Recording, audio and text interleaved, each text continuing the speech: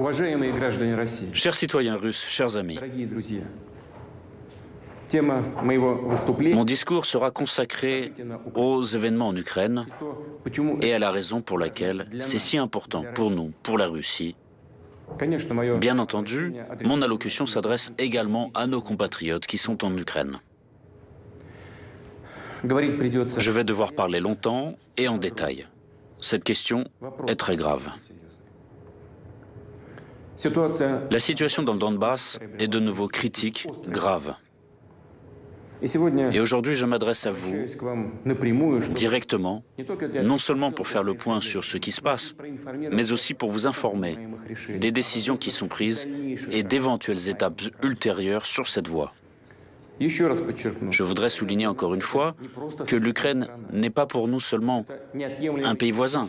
Elle fait partie intégrante de notre propre histoire, de notre culture et de notre espace spirituel.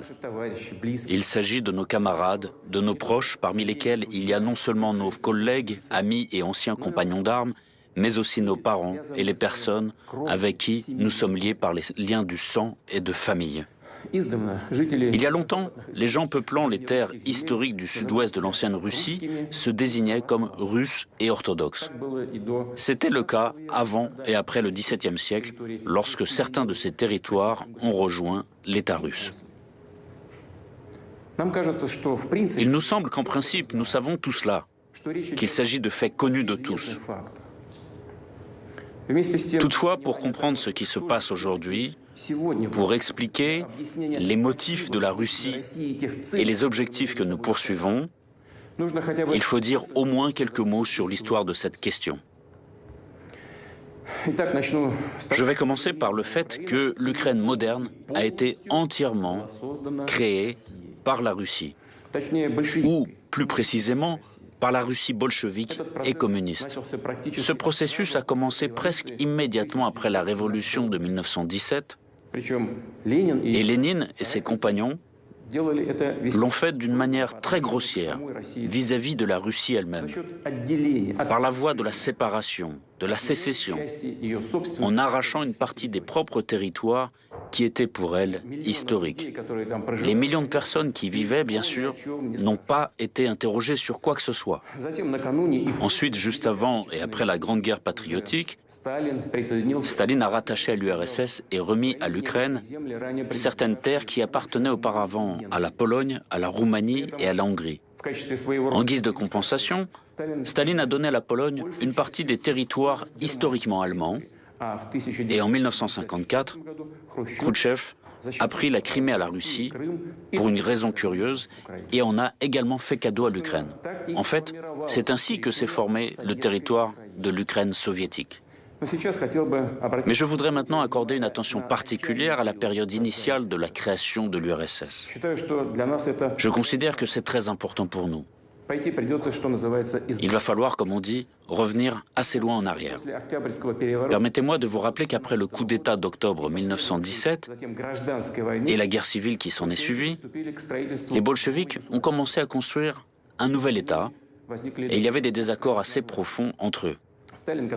Staline, qui cumulait en 1922 les fonctions de secrétaire général du comité central du Parti communiste des bolcheviks de Russie et de commissaire du peuple aux nationalités, proposa d'édifier le pays sur les principes de l'autonomisation, c'est-à-dire de conférer aux républiques, futures unités administratives et territoriales, des pouvoirs étendus lorsqu'elles rejoindraient l'État unifié. Lénine critiqua ce plan et proposa d'offrir des concessions aux nationalistes, ou comme il les appelait à l'époque, les indépendants. Ce sont ces idées léninistes d'une structure étatique essentiellement confédérative et le slogan sur le droit des peuples à l'autodétermination, jusqu'à la possibilité d'une sécession qui ont constitué la base de l'État soviétique. D'abord, en 1922, elles ont été consacrées dans la déclaration sur la création de l'Union des républiques socialistes soviétiques, et puis, après la mort de Lénine, dans la constitution de l'URSS de 1924. De nombreuses questions se posent immédiatement à cet égard. La première d'entre elles, et en fait la plus importante, est la suivante. Pourquoi fallait-il satisfaire n'importe quelle ambition nationaliste émergeant sans cesse dans les marches de l'ancien empire ? Céder d'immenses territoires à des unités administratives nouvellement créées et souvent configurées de manière arbitraire, République de l'Union, qui n'avaient aucun lien avec ceux-ci.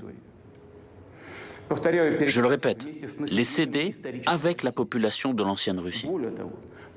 De plus, dans les faits, ces unités administratives ont reçu le statut et la forme d'entité étatique nationale.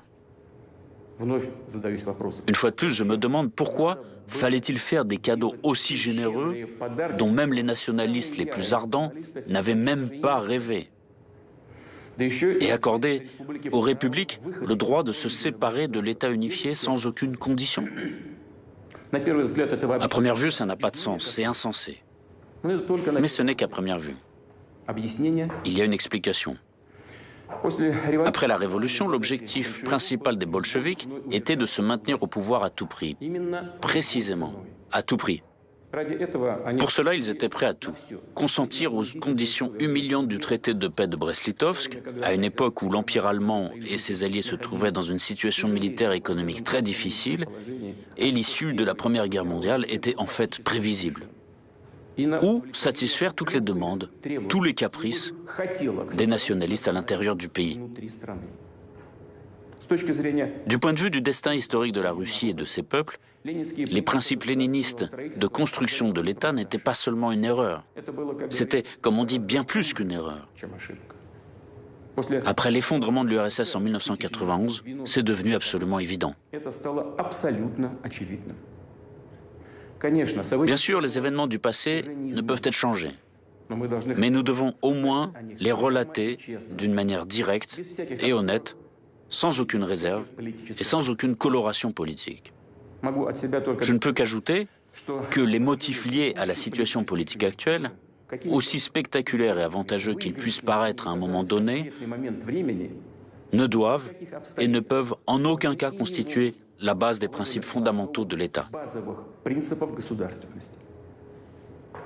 Je n'accuse actuellement personne de quoi que ce soit maintenant. La situation dans le pays à l'époque, après la guerre civile et juste avant celle-ci, était incroyablement complexe et critique. Tout ce que je veux dire aujourd'hui, c'est qu'il en allait ainsi. C'est un fait historique. En fait, comme je l'ai déjà dit, c'est la politique bolchevique qui a abouti à l'émergence de l'Ukraine soviétique, qui, même aujourd'hui, peut être qualifiée à juste titre d'Ukraine de Vladimir Lénine. C'est lui qui en est l'auteur et l'architecte. Cela peut être pleinement confirmé par les documents d'archives, y compris les directives sévères de Lénine sur le Donbass, qui a été littéralement inséré de force dans l'Ukraine. Et maintenant, des descendants reconnaissants ont démoli des statues de Lénine en Ukraine. Ils appellent cela la décommunisation. Vous voulez la décommunisation? Bon, cela nous arrange. Mais il ne faut pas s'arrêter en chemin. Nous sommes prêts à vous montrer ce qu'est la vraie décommunisation pour l'Ukraine. Pour en revenir à l'histoire de la question, je tiens à répéter qu'en 1922, l'URSS avait été créée sur le territoire de l'ancien empire russe. Cependant, la vie n'a pas tardé à montrer qu'il n'était tout simplement possible ni de préserver ce territoire vaste et complexe, ni d'assurer sa gestion sur des principes amorphes, de facto confédéraux, qui avaient été proposés. Ils n'avaient rien à voir avec la réalité, avec la tradition historique. Il est tout à fait logique que la terreur rouge et le passage rapide à la dictature stalinienne, la domination de l'idéologie communiste et le monopole du pouvoir du Parti communiste, la nationalisation et l'économie planifiée, que tout cela ait transformé les principes de l'organisation de l'État, déclarés inopérants, en simples déclarations, en formalités. La réalité est telle que les républiques soviétiques n'ont jamais bénéficié de droits souverains. Ces droits n'existaient tout simplement pas. Dans la pratique, c'est un État strictement centralisé, absolument unitaire qui a été créé. De facto, Staline a mis en place ses propres idées de l'organisation de l'État et non pas celles de Lénine. Mais il n'a pas amendé les principaux documents, la constitution du pays, et il n'a pas révisé formellement les principes de construction de l'URSS proclamés par Lénine.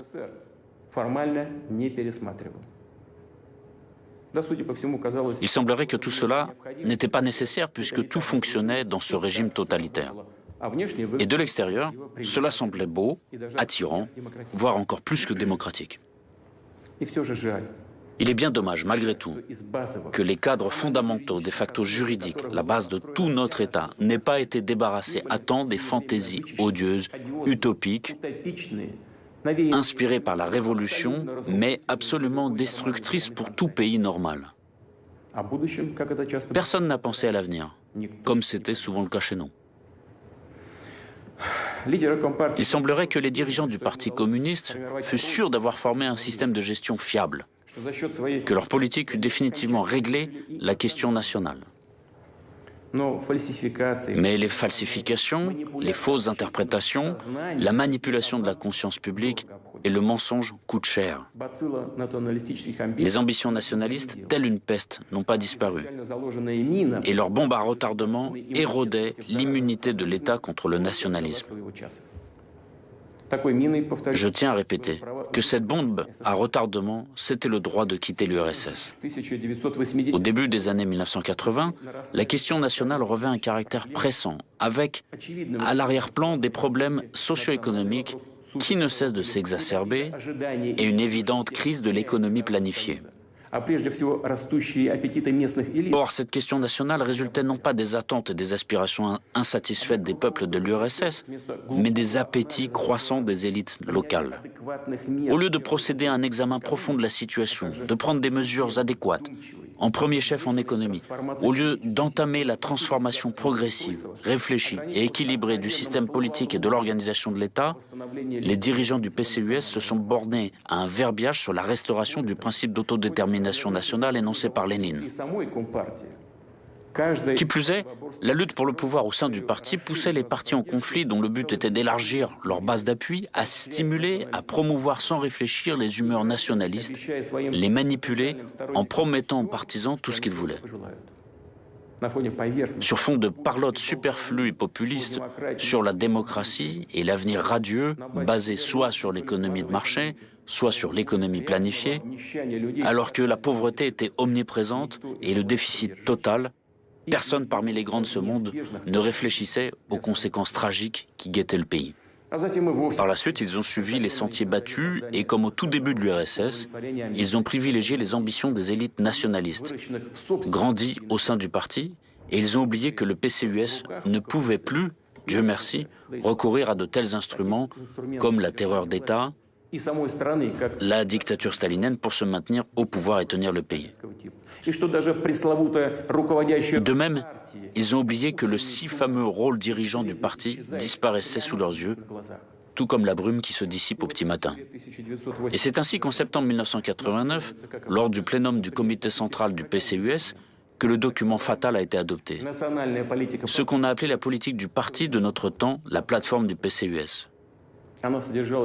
Elle comprenait les clauses suivantes. Je cite. Les républiques soviétiques jouissent de tous les droits correspondant à leur statut d'État socialiste souverain. Encore un paragraphe.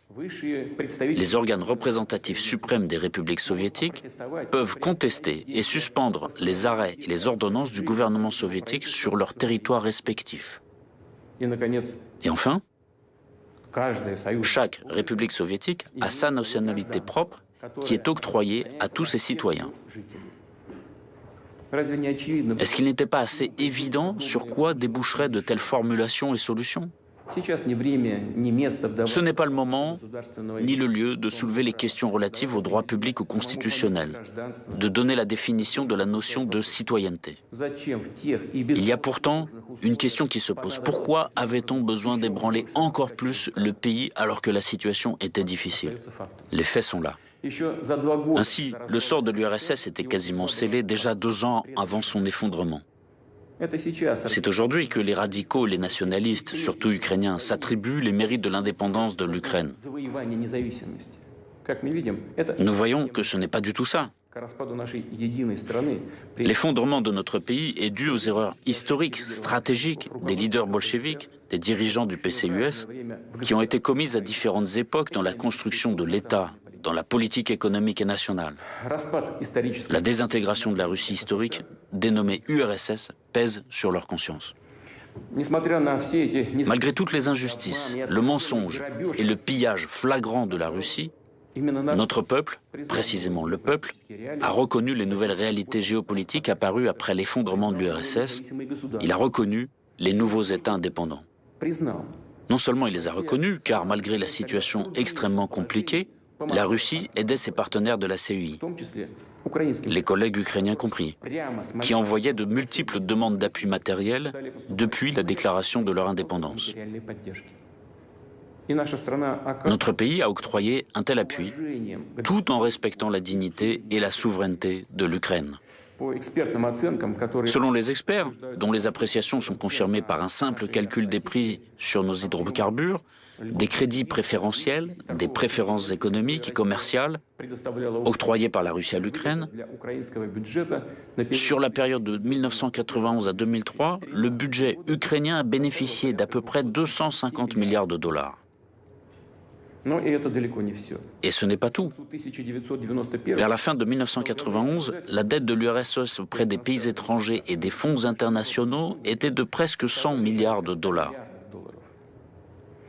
Au début, il était prévu que ces prêts seraient remboursés par toutes les républiques de l'ex-URSS de manière solidaire, proportionnellement à leur potentiel économique. Cependant, c'est la Russie qui s'est acquittée de l'ensemble de la dette soviétique. Ce processus a été définitivement clos en 2017. En échange, les nouveaux États indépendants devaient renoncer à leur part des actifs soviétiques à l'étranger et en décembre 1994, des accords en ce sens ont été conclus avec l'Ukraine. Cependant, Kiev n'a pas ratifié ces accords et plus tard a tout simplement refusé de s'y conformer, réclamant des actifs en diamants et en or, ainsi que les biens et d'autres actifs de l'ex-URSS à l'étranger. Et pourtant, malgré tous les problèmes bien connus, la Russie a toujours coopéré avec l'Ukraine de façon ouverte, franche et, je le répète, dans le respect de ses intérêts. Nos liens se sont développés dans divers domaines. Ainsi, en 2011, le volume de nos échanges commerciaux bilatéraux dépassait 50 milliards de dollars. Je note qu'en 2019, c'est-à-dire avant la pandémie, le volume des échanges commerciaux de l'Ukraine avec les pays de l'Union européenne était inférieur à ce niveau.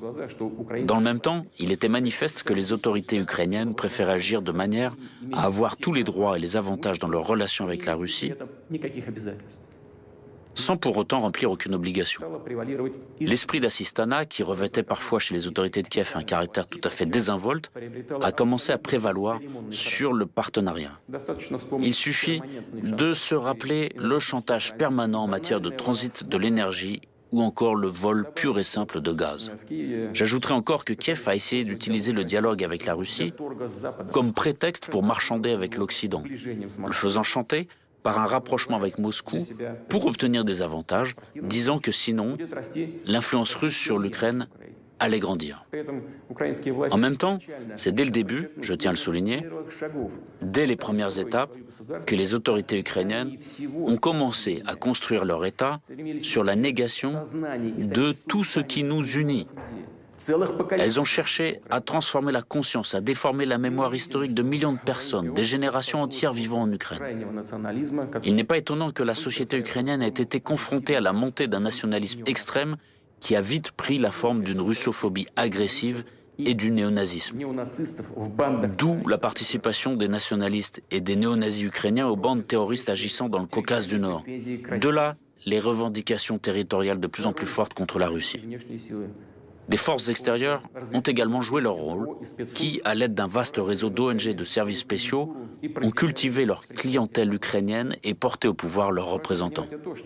Il faut comprendre que l'Ukraine, en fait, n'a jamais eu de tradition étatique stable. Et dès 1991, elle s'est lancée dans le copiage mécanique des systèmes d'autres pays, sans rapport avec l'histoire et les réalités ukrainiennes.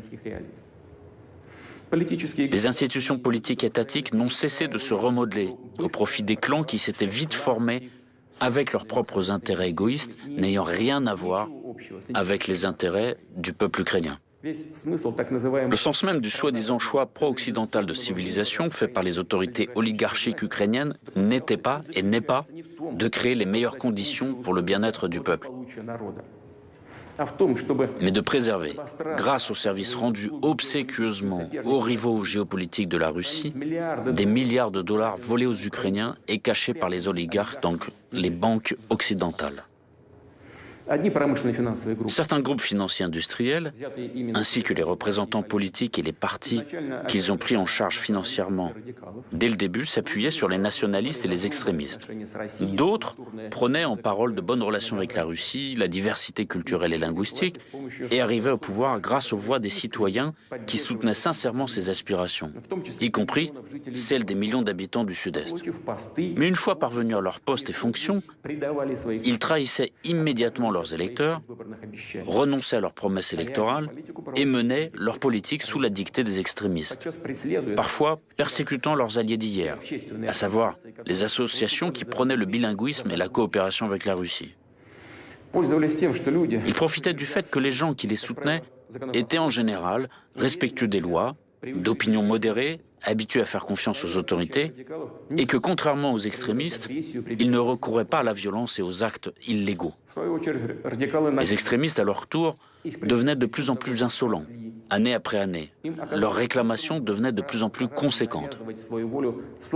Il s'est avéré facile pour eux d'imposer encore et encore leur volonté aux autorités faibles qui, elles-mêmes infectées par le virus du nationalisme et de la corruption, remplacer avec adresse les véritables intérêts culturels, économiques et sociaux du peuple, la véritable souveraineté de l'Ukraine, par toutes sortes de spéculations et sur une base nationaliste et par des symboles ethnographiques. Aucune structure étatique stable ne s'est développée en Ukraine. Les procédures politiques, électorales ne servent que de couverture, d'écran pour la répartition du pouvoir et des biens entre les différents clans oligarchiques. La corruption, qui sans aucun doute est un défi et un problème pour de nombreux pays, dont la Russie, a revêtu un caractère tout à fait particulier en Ukraine. Elle a littéralement imprégné, corrodé tout le système, toutes les branches du pouvoir. Les extrémistes ont profité du mécontentement justifié du peuple, ils ont enfourché les manifestations et en 2014 ont poussé le Maïdan au coup d'État. Dans le même temps, ils ont reçu une assistance directe d'autres pays. Selon les informations disponibles, le soutien financier accordé aux soi-disant camps de protestation sur la place de l'indépendance à Kiev par l'ambassade des États-Unis s'est élevé à $1 million par jour. Des sommes supplémentaires assez importantes étaient insolemment versées directement sur les comptes bancaires des leaders de l'opposition.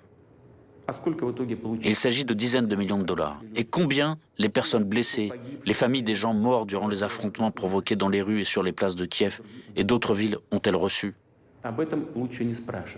Il vaut mieux ne pas le demander. Les extrémistes qui ont pris le pouvoir ont organisé la persécution, instauré une véritable terreur contre tous ceux qui s'opposaient aux actions anticonstitutionnelles. Des responsables politiques, des journalistes, des personnalités publiques étaient maltraités, publiquement humiliés. Les villes ukrainiennes ont été submergées par une vague de pogroms et de violences, une série de meurtres retentissants et impunis. Impossible de se rappeler sans frémir l'horrible tragédie d'Odessa, où les participants à la manifestation pacifique ont été brutalement assassinés, brûlés vifs dans la maison des syndicats. Les criminels qui ont commis cette atrocité n'ont pas été punis. Personne ne les recherche. Mais nous connaissons leurs noms et nous ferons tout pour les punir, les retrouver et les traduire en justice. Le Maïdan n'a pas rapproché l'Ukraine de la démocratie et du progrès. Le coup d'État commis, les nationalistes et les forces politiques qui les soutenaient ont définitivement mis la situation dans l'impasse. Ils ont poussé l'Ukraine dans l'abîme de la guerre civile. 8 ans après ces événements, le pays est divisé. L'Ukraine traverse une grave crise socio-économique. Selon les organisations internationales, en 2019, près de 6 millions d'Ukrainiens Je souligne qu'il s'agit d'environ 15% de l'ensemble de la population du pays, pas uniquement celle qui est active, ont été contraints de partir à l'étranger pour trouver du travail. Et bien souvent, pour des emplois non qualifiés payés à la journée. Autre fait révélateur, depuis 2020, pendant la pandémie, plus de 60 000 médecins et autres professionnels de santé ont quitté le pays. Depuis 2014, les tarifs de l'eau ont augmenté de près d'un tiers. Ceux de l'électricité ont été multipliés. Ceux du gaz, pour les ménages, ont augmenté des dizaines de fois. Beaucoup de gens n'ont tout simplement pas d'argent pour payer les services communaux. Ils sont obligés de survivre, littéralement. Que s'est-il passé? Pourquoi tout cela se passe-t-il? La réponse est évidente, parce que la dot reçue non seulement de l'ère soviétique, mais encore de l'Empire russe, a été engouffrée et répartie dans les poches de certains. Des dizaines et des centaines de milliers d'emplois ont été détruits, et ces emplois, grâce notamment à une coopération étroite avec la Russie, permettaient aux gens d'avoir un revenu stable et d'apporter des recettes fiscales. Des industries telles que la construction mécanique, la construction d'équipements, l'industrie électronique, les constructions navales et aéronautiques, soit sont en stagnation, soit ont été complètement détruites, alors qu'elles étaient autrefois un motif de fierté non seulement de l'Ukraine, mais de l'Union soviétique tout entière. Le chantier naval de la mer Noire de Nikolaev a été liquidé en 2021, là où les premiers chantiers navals avaient été fondés sous Catherine II. Le célèbre consortium Antonov n'a produit aucun avion de série depuis 2016. Et l'usine Yuzhmash, spécialisée dans la production de matériel spatial et de fusées, s'est trouvée au bord de la faillite, tout comme la série de Kremenchuk. Cette triste liste n'est pas exhaustive. En ce qui concerne le système de transport de gaz créé par toute l'Union soviétique, il s'est tellement détérioré que son fonctionnement comporte de grands risques et des dommages environnementaux. Et à cet égard, une question se pose. La pauvreté, le désespoir, la perte de potentiel industriel et technologique.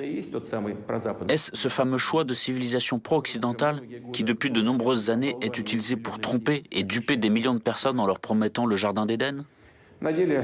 En réalité, tout s'est résumé au fait que l'effondrement de l'économie ukrainienne s'accompagne d'un pillage ouvert des citoyens du pays.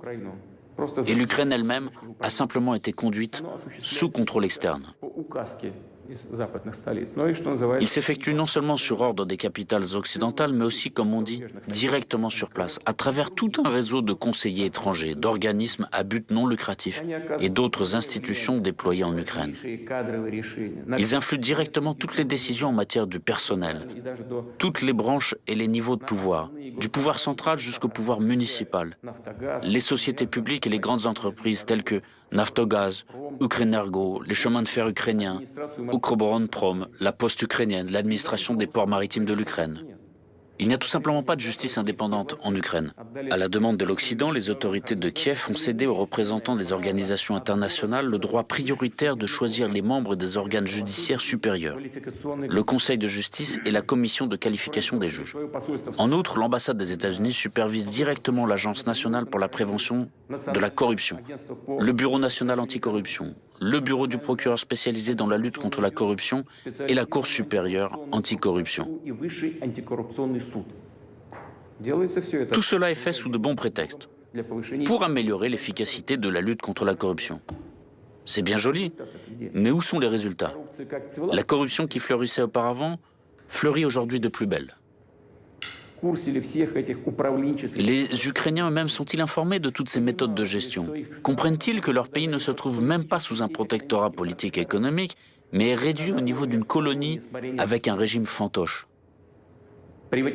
La privatisation de l'État a conduit au fait que le pouvoir, qui se qualifie de pouvoir de patriote, a perdu son caractère national et pas à pas amène le pays à la perte totale de souveraineté. Le cap est maintenu vers une dérussification et une assimilation forcée. La Rada publie sans cesse de nouveaux actes discriminatoires. La loi sur les peuples dits autochtones est déjà en vigueur. Il a été clairement indiqué aux personnes qui se considèrent comme russes et souhaitent préserver leur identité, leur langue et leur culture qu'elles étaient étrangères en Ukraine. Conformément aux lois sur l'enseignement et sur le fonctionnement de la langue ukrainienne en tant que langue officielle, le russe est expulsé des écoles, de toutes les activités publiques, jusqu'aux magasins ordinaires.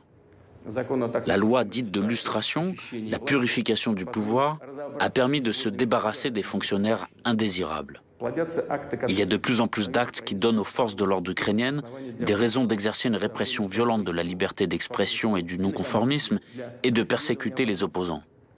Le monde connaît la triste pratique des sanctions unilatérales et illégitimes contre d'autres États, des personnes physiques et morales étrangères. En Ukraine, ils ont dépassé leurs professeurs occidentaux et ont inventé un outil tel que des sanctions contre leurs propres citoyens, entreprises, chaînes de télévision, autres médias et même des députés du Parlement. À Kiev, ils continuent de préparer les représailles contre l'Église orthodoxe ukrainienne du patriarcat de Moscou. Et ce n'est pas une évaluation mue par les émotions, c'est ce que disent les décisions et les documents concrets. Les autorités ukrainiennes ont cyniquement transformé la tragédie de la scission ecclésiale en un outil de politique nationale. Les dirigeants actuels du pays ne répondent pas aux demandes des citoyens ukrainiens d'abroger les lois qui portent atteinte aux droits des croyants. De plus, de nouveaux projets de loi qui vont contre les intérêts du clergé et des millions de paroissiens de l'Église orthodoxe ukrainienne du patriarcat de Moscou ont été enregistrés à la Rada. Je parlerai de la Crimée plus spécifiquement. Les habitants de la péninsule ont fait leur libre choix, celui d'être avec la Russie. Les autorités de Kiev n'ont rien à opposer à cette volonté claire et précise de la population. C'est pourquoi elles misent sur des actions agressives, sur l'activation des cellules extrémistes, y compris des organisations islamiques radicales, sur l'envoi de groupes subversifs pour l'organisation d'attentats contre des infrastructures critiques, pour l'enlèvement de citoyens russes.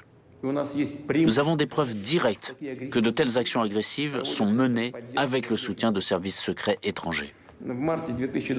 L'Ukraine a adopté une nouvelle stratégie militaire en mars 2021.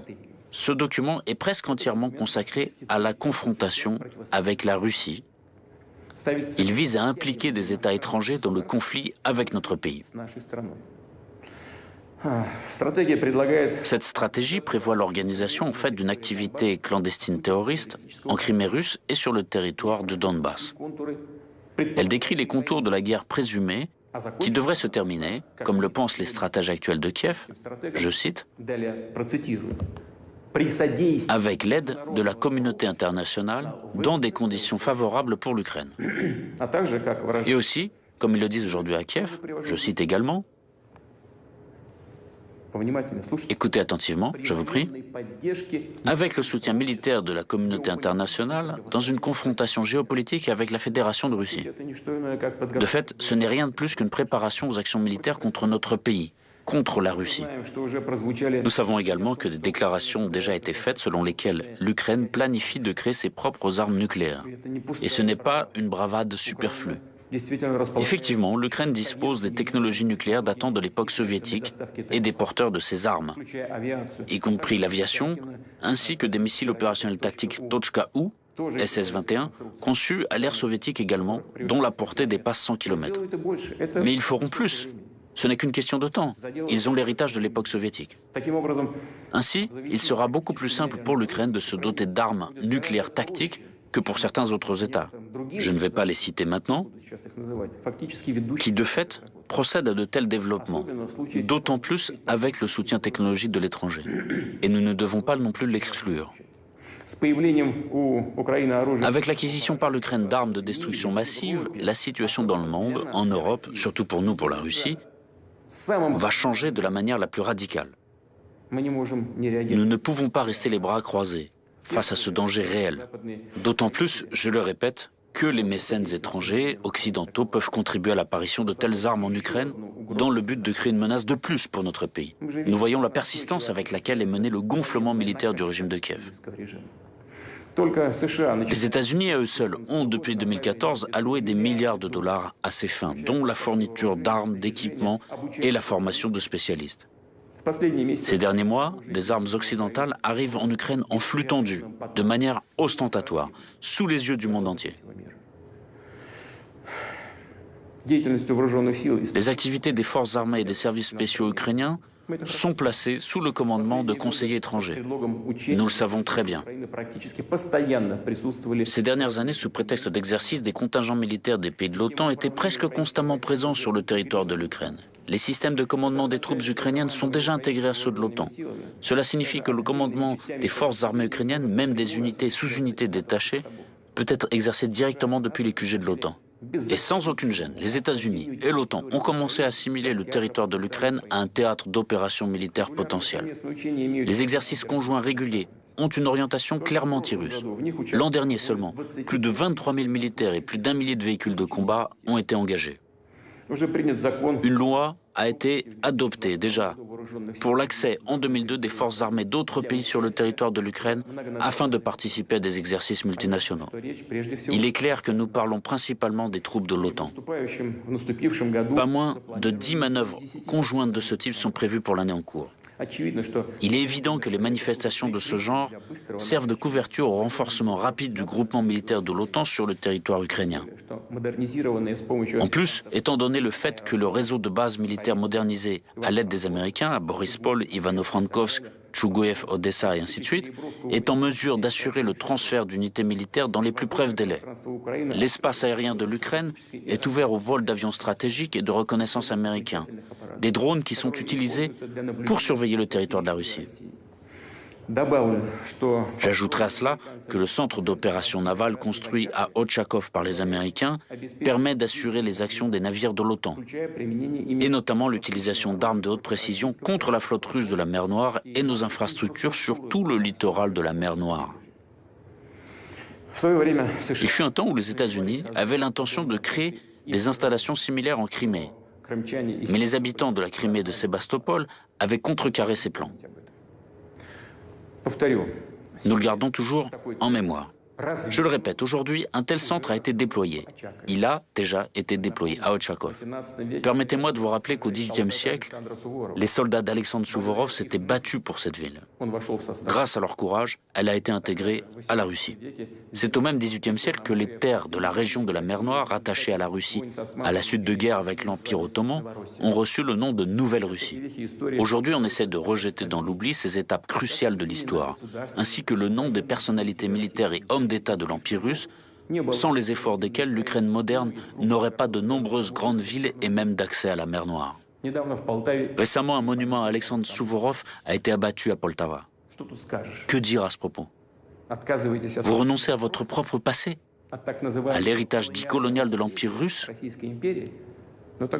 Dans ce cas, soyez cohérents. Ensuite, je tiens à noter que l'article 17 de la Constitution de l'Ukraine n'autorise pas le déploiement de bases militaires étrangères sur le territoire du pays. Or, il s'est avéré que ce n'est qu'une formalité qui peut être facilement contournée. Des missions de formation et d'entraînement des pays de l'OTAN sont organisées en Ukraine. Ce sont de fait déjà des bases militaires étrangères. Ils ont simplement appelé la base mission. Et l'affaire est dans le sac. Kiev proclame depuis longtemps un alignement stratégique en vue de son adhésion à l'OTAN. Oui, bien sûr, chaque pays a le droit de choisir son propre système de sécurité, de conclure des alliances militaires. Et tout cela semble juste, mais il y a un mais. Les documents internationaux fixent expressément le principe de sécurité égale et indivisible qui, chacun sait, comprend l'obligation de ne pas renforcer sa sécurité au détriment de la sécurité des autres pays. Je peux également me référer ici à la Charte de la sécurité européenne de l'OSCE de 1999, adoptée à Istanbul, et à la déclaration d'Astana de l'OSCE de 2010. En d'autres termes, le choix des moyens visant à assurer la sécurité ne doit pas constituer une menace pour les autres pays. Or, l'adhésion de l'Ukraine à l'OTAN représente une menace directe pour la sécurité de la Russie. Je tiens à vous rappeler que déjà, en avril 2008, lors du sommet de Bucarest de l'Alliance de l'Atlantique Nord, les États-Unis ont fait adopter la décision selon laquelle l'Ukraine, et d'ailleurs la Géorgie, deviendraient membres de l'OTAN. De nombreux alliés européens des États-Unis étaient déjà bien conscients de tous les risques d'une telle perspective, mais avaient dû se résigner à la volonté de leurs partenaires supérieurs. Les Américains les ont simplement utilisés pour mener une politique manifestement anti-russe. Un certain nombre d'États membres de l'Alliance sont encore maintenant très sceptiques. quant à l'adhésion de l'Ukraine à l'OTAN. En même temps, dans certaines capitales européennes, on nous fait comprendre. Pourquoi vous vous inquiétez? Cela n'arrivera littéralement pas demain. En fait, nos partenaires américains en parlent aussi. Eh bien, répondons-nous, si ce n'est pas demain, ce sera après-demain. Qu'est-ce que ça change d'un point de vue de perspective historique? Au fond, rien du tout. De plus, nous sommes informés de la position et des propos de dirigeants américains selon lesquels des hostilités ouvertes dans l'est de l'Ukraine n'excluent pas la possibilité pour ce pays de rejoindre l'OTAN, s'il peut répondre aux critères de l'Alliance de l'Atlantique Nord et éliminer la corruption. En même temps, ils essaient de nous convaincre encore et encore que l'OTAN est une alliance éprise de paix et strictement défensive. Prétendument, il n'y aurait aucune menace pour la Russie. Et ils nous proposent de les croire sur parole, une fois de plus. Mais nous connaissons la valeur réelle de telles paroles. En 1990, lors des discussions sur la question de la réunification allemande, les États-Unis ont promis aux dirigeants soviétiques que la juridiction ou la présence militaire de l'OTAN ne s'étendrait pas d'un pouce vers l'Est et que la réunification de l'Allemagne ne conduirait pas à l'extension de l'organisation militaire de l'OTAN vers l'Est. C'est une citation. Ils nous ont dit beaucoup de choses. Ils nous ont donné des assurances verbales. Et tout cela s'est avéré une promesse vaine. Plus tard, ils ont commencé à nous assurer que l'adhésion des pays d'Europe centrale et orientale à l'OTAN ne ferait qu'améliorer les relations avec Moscou, soulagerait ces pays des craintes concernant un difficile héritage historique et, qui plus est, créerait même une ceinture d'États amis de la Russie. Et c'est exactement le contraire qui s'est passé. Les autorités de certains pays d'Europe de l'Est, qui faisaient commerce de la russophobie, ont apporté à l'Alliance leurs complexes et leurs stéréotypes sur la menace russe. Ils ont insisté sur le renforcement des capacités de défense collective qui doivent être déployées principalement contre la Russie.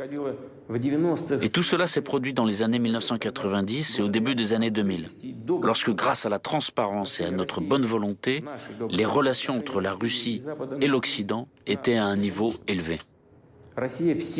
La Russie a rempli toutes ses obligations. Notamment, elle a retiré ses troupes d'Allemagne, des pays d'Europe centrale et orientale, et a ainsi apporté une énorme contribution pour surmonter l'héritage de la guerre froide. Nous avons constamment proposé différentes options de coopération, y compris dans le cadre du Conseil Russie-OTAN et de l'OSCE. De plus, je dirais maintenant une chose dont je n'ai jamais parlé en public. Je le dis pour la première fois. En 2000, lors d'une visite à Moscou du président sortant des États-Unis, Bill Clinton, je lui ai demandé comment les États-Unis considéreraient l'entrée de la Russie dans l'OTAN. Je ne vais pas révéler tous les détails de cette conversation, mais la réponse à ma question semblait, disons, très retenue. Et quelle était réellement la réaction des Américains face à cette possibilité? Ça se voit dans les faits, dans les mesures prises à l'égard de notre pays. Il s'agit d'un soutien ouvert aux terroristes du Caucase du Nord, d'un mépris de nos exigences et de nos préoccupations en matière de sécurité. C'est l'extension de l'OTAN, le retrait du traité ABM, etc. Ça donne envie de demander, pourquoi faites-vous tout cela?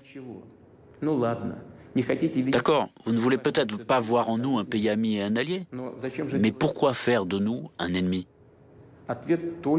Il n'y a qu'une réponse. Ça n'a rien à voir avec notre régime politique ni autre chose. Ils ne veulent tout simplement pas qu'il y ait un grand pays indépendant comme la Russie. C'est la réponse à toutes les questions. C'est la source de la politique américaine traditionnelle vis-à-vis de la Russie. D'où l'attitude à l'égard de toutes nos propositions en matière de sécurité. Aujourd'hui, il suffit de jeter un simple coup d'œil sur la carte pour voir comment les pays occidentaux ont tenu leur promesse d'empêcher l'extension de l'OTAN vers l'Est. En fait, ça a été une tromperie. Nous avons assisté à 5 vagues d'élargissement de l'OTAN, l'une après l'autre. En 1999, la Pologne, la République tchèque, la Hongrie sont devenus membres de l'Alliance. En 2004, la Bulgarie, l'Estonie, la Lettonie, la Lituanie, la Roumanie, la Slovaquie et la Slovénie. En 2009, l'Albanie et la Croatie. En 2017, le Monténégro. En 2020, la Macédoine du Nord. En conséquence, l'Alliance, son infrastructure militaire, sont parvenues jusqu'aux frontières de la Russie. C'est devenu l'une des principales causes de la crise de la sécurité européenne. Cela a eu les conséquences les plus négatives sur l'ensemble du système des relations internationales et a entraîné une perte de confiance mutuelle. La situation continue de se dégrader, notamment sur le plan stratégique. Ainsi, en Roumanie et en Pologne, dans le cadre du projet américain visant à créer un système global de défense antimissile, des zones de positionnement pour le bouclier antimissile sont déployées. On sait bien que les systèmes de lancement installés ici peuvent être utilisés pour les missiles de croisière Tomahawk, qui sont des systèmes offensifs. En outre, un missile universel de standard 6, ou SM-6, est en cours de conception aux États-Unis. Il peut servir à des missions de défense antiaérienne et antimissiles, et en même temps peut frapper des cibles universelles, que ce soit à la surface de la mer ou sur terre. C'est-à-dire que le système antimissile américain, prétendument défensif, se développe et de nouvelles opportunités offensives apparaissent. Les informations dont nous disposons donnent de bonnes raisons de croire que l'adhésion de l'Ukraine à l'OTAN et le déploiement ultérieur des installations de l'Alliance nord-atlantique là-bas est une question déjà résolue. C'est une question de temps. Nous comprenons clairement qu'avec un tel scénario, le niveau de menace militaire pour la Russie augmentera considérablement. Et j'attire particulièrement votre attention sur le fait que le danger d'une frappe soudaine contre notre pays augmentera fortement. Je tiens à expliquer que dans les documents américains de planification stratégique, il s'agit bien de documents, la possibilité d'une attaque dite préventive contre les complexes de missiles ennemis est prescrite. Et nous savons qui est le principal adversaire pour les États-Unis et l'OTAN. C'est la Russie. Dans les documents de l'OTAN, notre pays est officiellement, explicitement désigné comme la menace principale pour la sécurité euro-atlantique. Et l'Ukraine servira de champ de bataille pour cela. Si nos ancêtres avaient entendu ça, ils n'y auraient tout simplement pas cru. Et nous-mêmes, on n'aimerait pas y croire aujourd'hui. Et pourtant, c'est ce qu'on voit se produire. Je veux que cela soit compris en Russie et en Ukraine. De nombreuses bases aériennes ukrainiennes sont situées à proximité de nos frontières. Et l'aviation tactique de l'OTAN qui est sur place, y compris avec des vecteurs d'armes de précision, sont capables de frapper notre territoire jusqu'aux villes de Volgograd, Kazan, Samara, Astrakhan. Le déploiement de radars de reconnaissance sur le territoire ukrainien permettra à l'OTAN de contrôler étroitement l'espace aérien de la Russie jusqu'à l'Oral. Enfin, après que les États-Unis ont rompu le traité sur les forces nucléaires à portée intermédiaire, le Pentagone a commencé à développer ouvertement toute une gamme de systèmes de frappe basés au sol, y compris des missiles balistiques capables d'atteindre des cibles situées à des distances allant jusqu'à 5500 km. Une fois déployés en Ukraine, ces systèmes pourront frapper des objectifs sur l'ensemble de la partie européenne de la Russie, ainsi qu'au-delà de l'Oural. Le temps de vol jusqu'à Moscou pour les missiles de croisière Tomahawk serait inférieur à 35 minutes. Pour les missiles balistiques depuis la région de Kharkov, de 7 à 8 minutes. Et pour les frappes hypersoniques, de 4 à 5 minutes. Ça s'appelle nous mettre le couteau sous la gorge. Il ne fait pour moi aucun doute qu'ils comptent bien réaliser ces projets, tout comme ils l'ont fait d'autres fois au cours des dernières années, en élargissant la présence de l'OTAN vers l'Est, en poussant les infrastructures et les équipements militaires vers les frontières de la Russie, en ignorant complètement nos préoccupations, nos protestations et nos avertissements. Excusez-moi, ils crachaient dessus en faisant tout ce qui leur plaisait, comme bon leur semblait. Bien sûr, ils entendent continuer à agir de la sorte, guidés par le proverbe bien connu « Le chien aboie, la caravane passe ». Je tiens à le dire tout de suite, nous ne l'avons jamais accepté et nous ne l'accepterons jamais. En même temps, la Russie s'est toujours prononcée en faveur de la résolution des problèmes les plus complexes par des moyens politiques et diplomatiques, à la table des négociations. Nous sommes bien conscients de notre énorme responsabilité en matière de stabilité régionale et mondiale. Déjà, en 2008, la Russie avait lancé une initiative visant à conclure un traité sur la sécurité européenne. Le sens de ce traité était qu'aucun État ou organisation internationale de la région euro-atlantique ne pouvait renforcer sa sécurité aux dépens de celle des autres. Or, notre proposition a été rejetée dès le départ. On ne saurait permettre à la Russie de limiter l'activité de l'OTAN. Par ailleurs, on nous a dit explicitement que seuls les membres de l'Alliance de l'Atlantique Nord pouvaient avoir des garanties de sécurité juridiquement contraignantes. En décembre dernier, nous avons transmis à nos partenaires occidentaux un projet de traité entre la Fédération de Russie et les États-Unis sur les garanties de sécurité, ainsi qu'un projet d'accord sur les mesures de sécurité entre la Fédération de Russie et les États membres de l'OTAN. Les États-Unis et l'OTAN ont répondu par de nombreuses généralités.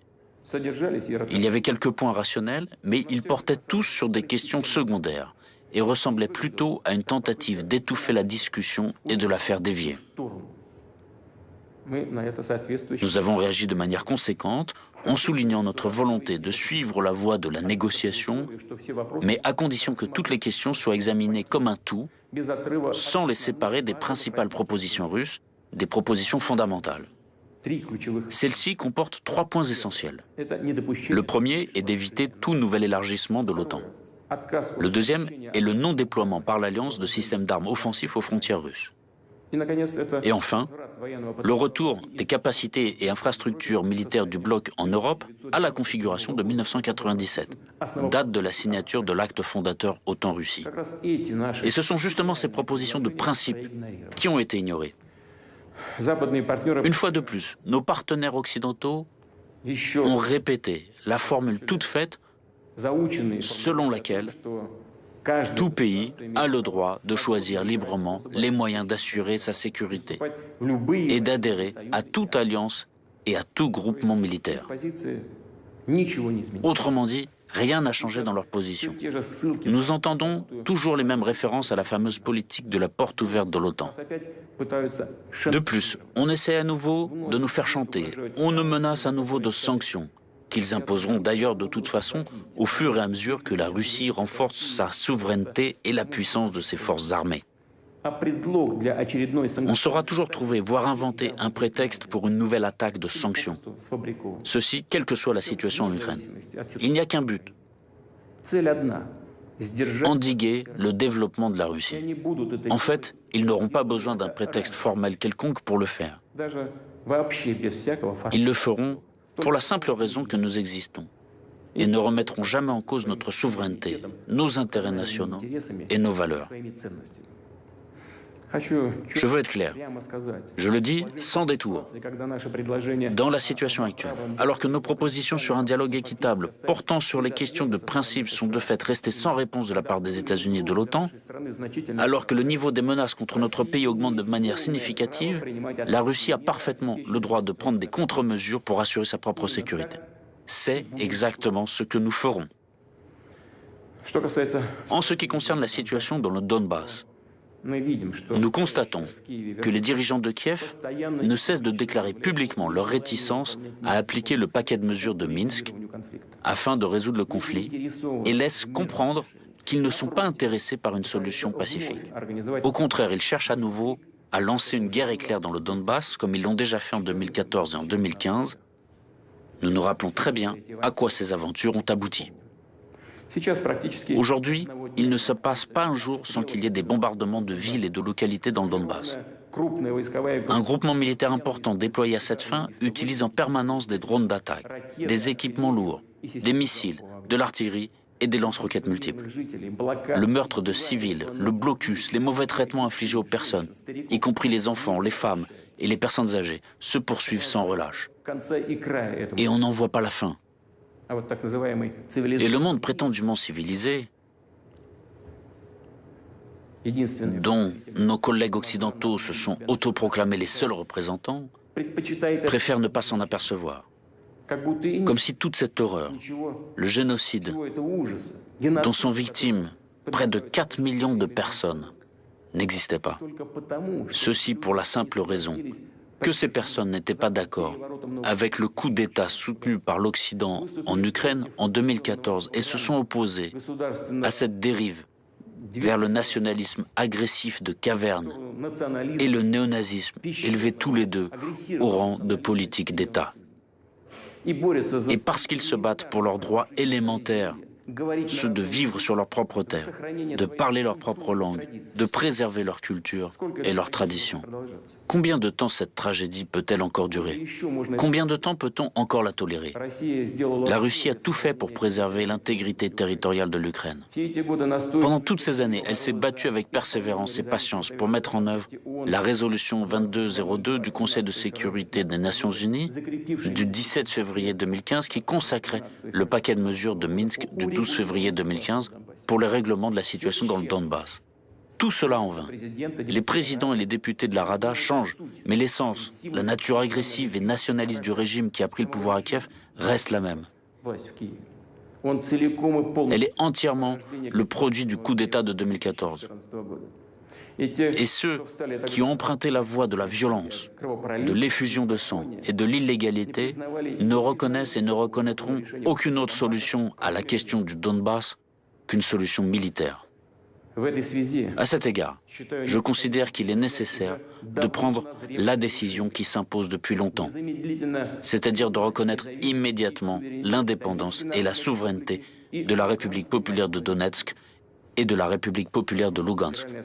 Je demande à l'Assemblée fédérale de la Fédération de Russie de soutenir cette décision et de ratifier ensuite des traités d'amitié et d'assistance mutuelle avec les deux républiques. Ces deux documents seront préparés et signés le plus rapidement possible.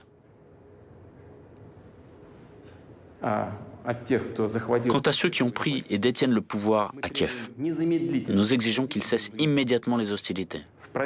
Dans le cas contraire, toute la responsabilité de la poursuite éventuelle de l'effusion de sang reposera entièrement sur la conscience du régime au pouvoir en Ukraine. En annonçant ces décisions prises aujourd'hui, je suis confiant dans le soutien des citoyens de Russie et de toutes les forces patriotiques du pays. Je vous remercie pour votre attention. Bonjour à tous, je vous en prie.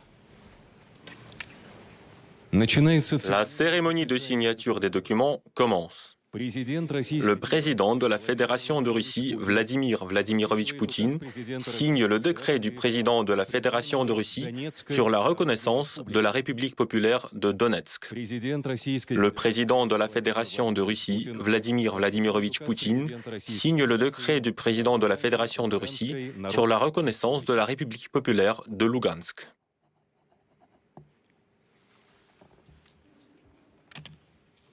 Le président de la Fédération de Russie, Vladimir Vladimirovitch Poutine, et le président de la République populaire de Donetsk, Denis Vladimirovitch Pouchilin, signent un accord d'amitié, de coopération et d'assistance mutuelle entre la Fédération de Russie et la République populaire de Donetsk.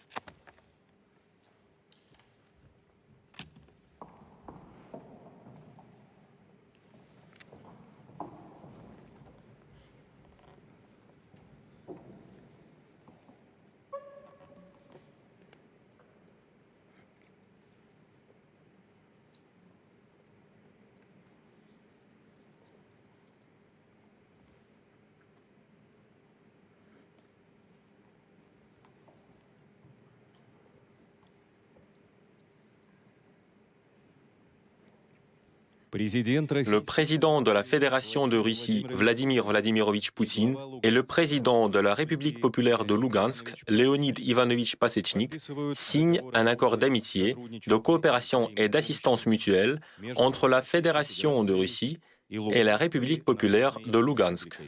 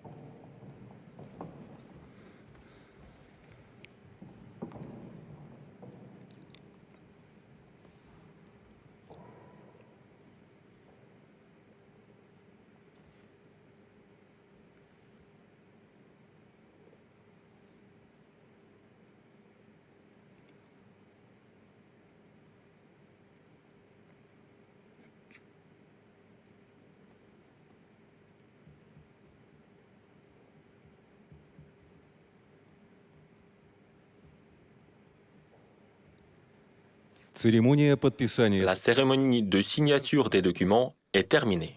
Je vous félicite.